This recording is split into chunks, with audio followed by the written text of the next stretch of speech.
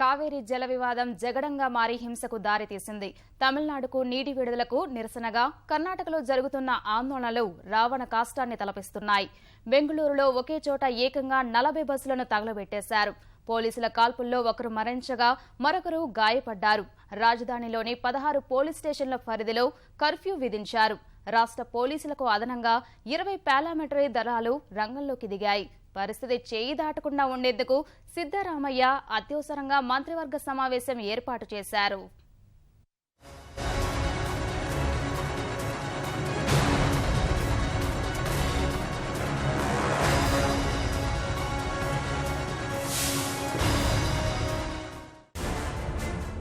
కర్ణాటకలో పరిస్థితులు ఉద్రిక్తంగా మారుతున్నాయి. తమిళనాడుకు వ్యతిరేకంగా ఆందోళనలు హింసకు దారితీస్తున్నాయి. తమిళనాడు వాహనాలు కనిపించగానే మంటలకు ఆహుతవుతున్నాయి. ముఖ్యంగా రాజధాని బెంగళూరులో పరిస్థితి మరింత ఆందోళనకరంగా ఉంది.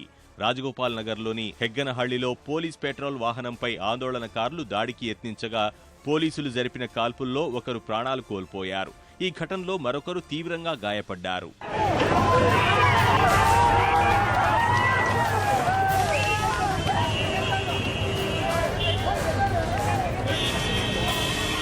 బెంగళూరులో తమిళనాడు బస్సులు కనిపించగానే ఆందోళనకారులు దాడులకు పాల్పడుతున్నారు.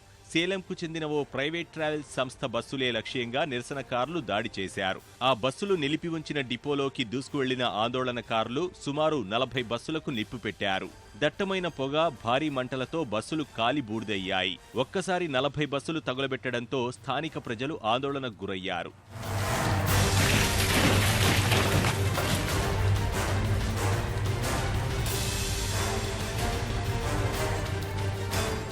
బెంగళూరులో తీవ్ర రూపు దాల్చిన ఆందోళనలను అదుపు చేసేందుకు భారీ సంఖ్యలో పోలీసులను మోహరించారు.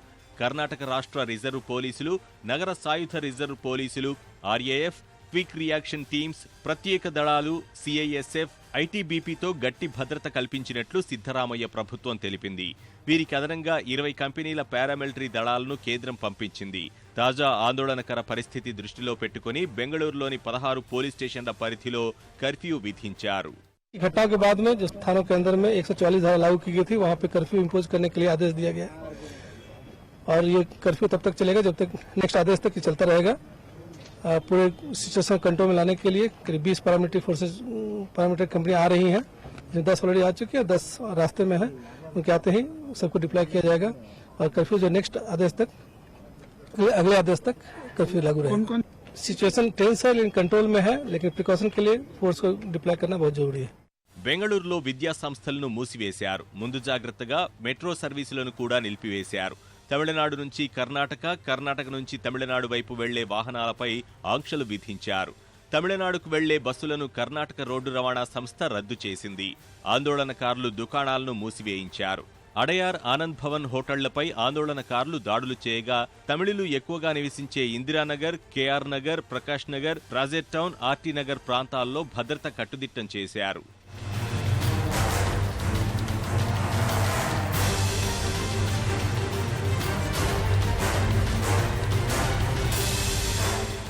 మాండ్య, మైసూర్, చిత్రదుర్గ, ధార్వాడ్ జిల్లాలోనూ ఆందోళనలు మిన్నంటాయి. తమిళనాడు లారీలపై దాడులు చేసి అద్దాలు పగులగొట్టారు. అనేక వాహనాలకు నిప్పు పెట్టారు.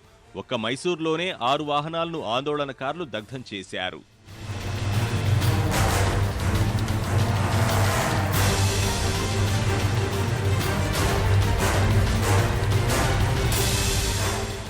కర్ణాటకలోని హింసాత్మక పరిస్థితిపై ప్రభుత్వం తీవ్ర ఆందోళన వ్యక్తం చేసింది.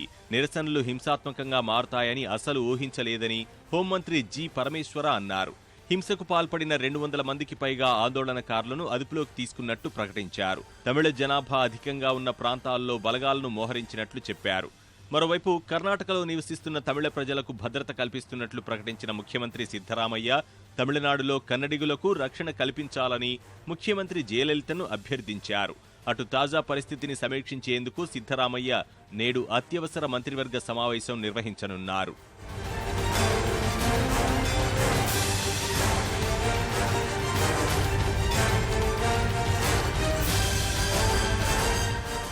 కర్ణాటకలో ఆందోళనలను దృష్టిలో పెట్టుకుని ఎయిర్ ఏషియా విమానయాన సంస్థ తమ ప్రయాణికులకు వెసులుబాటు కల్పించింది.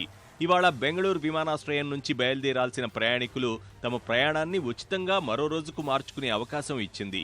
72 గంటల వరకు ఈ అవకాశాన్ని వినియోగించుకోవచ్చని ఓ ప్రకటనలో తెలిపింది.